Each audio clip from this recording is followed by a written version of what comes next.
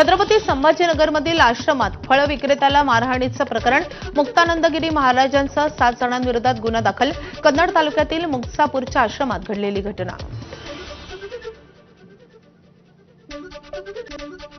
सोलापूरच्या माढ्यात छत्रपती शिवाजी महाराजांचा पुतळा प्रकरण, अंजनगाव खेलोबा इथे संचारबंदी लागू. पोलीस आणि आंदोलकांमध्ये झालेल्या झटापटीनंतर रात्री गावात झाली होती दगडफेक, तर पुतळा बसवलेल्या जागेवरून सुरू आहे वाद. जमावबंदी असूनही अंजनगाव खेलोबामध्ये 2 समाज आमने-सामने. गावाला पोलीस छावणीचं स्वरूप असूनही तोडगा नाही. छत्रपती शिवाजी महाराजांच्या पुतळ्यावरून तणाव.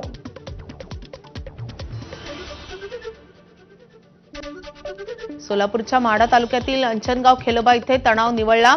गावाला पोलीस छावणीचं स्वरूप. महापुरुषांच्या पुतळ्यावरून 2 समाजात मोठी तेढ.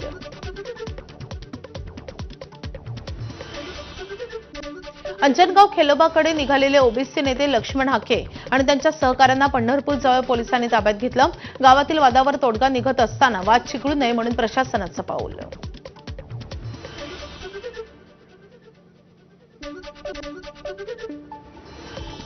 तर अंजनगाव खेलोबा इथूनच आणखी एक महत्त्वाची अपडेट येते. अंजनगाव खेलोबा इथे आता धनगर समाज आक्रमक झालाय.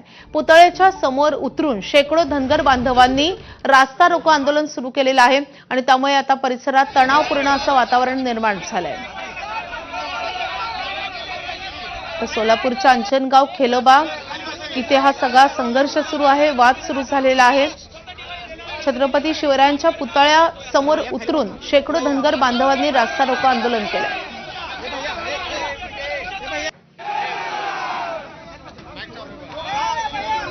सोलापूरच्या माढा तालुक्यातील अंजनगाव खेलोबा हे गाव आहे आणि या गावामध्ये सध्या हा सगळा वाद सुरू आहे.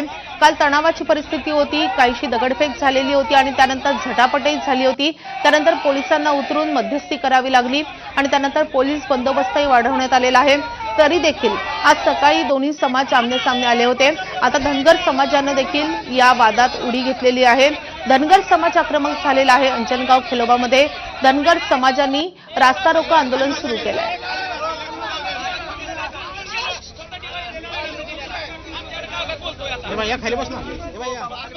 अंजनगाव खेलोबाकडे निघालेले ओबीसी नेते लक्ष्मण हाके आणि त्यांच्या सगळ्या सहकाऱ्यांना पंढरपूर जवळ पोलिसांनी ताब्यात घेतलेलं होतं. गावातील वादावर तोडगा निघत असताना हा वाद आणखी चिघळू नये यासाठी प्रशासनानं हाके आणि त्यांच्या सहकाऱ्यांना ताब्यात घेतलेलं होतं. असं असताना तिकडे धनगर समाज मात्र आक्रमक झालेला आहे. समाज बांधवांनी रास्ता रोको आंदोलनाला सुरुवात केली आहे.